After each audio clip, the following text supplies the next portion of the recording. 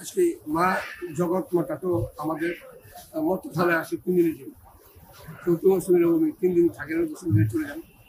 আজকে হলো দ্বিতীয় দিন, উনি আমাদের এখানে আগমন করার দ্বিতীয় দিন। আজকে মহা সমারোহে মায়ের পুজো হবে, ষোড়শ পূজার পূজা করবো আমরা। হ্যাঁ, পূজা অন্তে আমরা ইয়ে করবো, মায়ের চরণে পুষ্পাঞ্জলি দেবো এবং মায়ের কাছে কিছু আমরা প্রার্থনা করবো আগামী 1 বছর মা যেন আমাদের এখানে আসেন,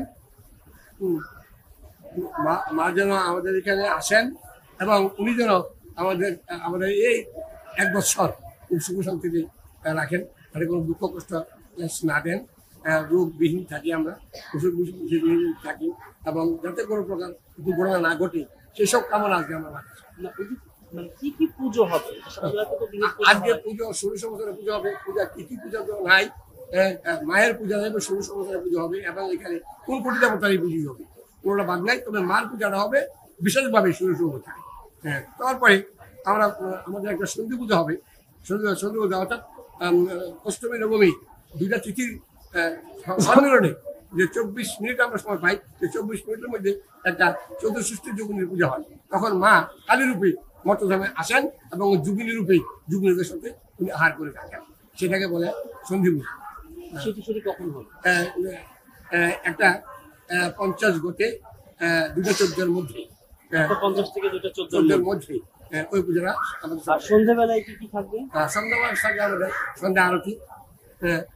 সন্ধ্যা আরতি করে আমাদের এখানে মন্দিরে অনেক প্রকার অনুষ্ঠান হয়, সেই সব অনুষ্ঠান করা হবে। তারা সেটা করে নেবে আর কি। সেটি আজকের জন্য। তারপরে আমার মাকে রাত 12টা থেকে পুজোটা দিয়ে দেবো। আজকের জন্য এই মুহূর্তে কি আর কোনো মন্ত্র জপ বা এই যে এই মাত্র তখন পুজোই চলবে। এখন তো পুজো চলবে, শুধু স্নান শেষ করলাম। স্নান শেষ করলাম, মহাস্নান শেষ করলাম, শেষ করলাম, কিন্তু এখন আমার পূজা। মায়ের টানে আসছি, আজকে আমি অফিস থেকেও ছুটি নিয়েছি, আসছি যে মায়ের সামনে আসবো, মায়ের প্রতি একটু আমাদের ভক্তি আশীর্বাদ নিবেদন করে অঞ্জলি পর্যন্ত এখানে 11টায় প্রায় আমি সবাইকে শারদীয় দুর্গোৎসবের শুভেচ্ছা জানাচ্ছি।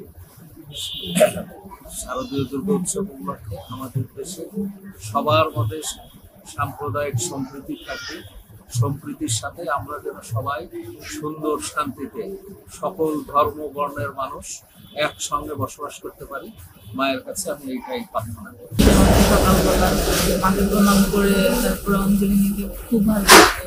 তারপরে দেশবাসীর জন্য কামনা করছি, শুভকামনা করছি মার কাছে সবাই সুখে শান্তিতে থাকতে পারে, সবার জন্য মাঝে সমৃদ্ধি আসবে, এটা কামনা করছি সবার জন্য। আর সর্বোপরি সব বাচ্চাদের লেখাপড়া কামনা করছি।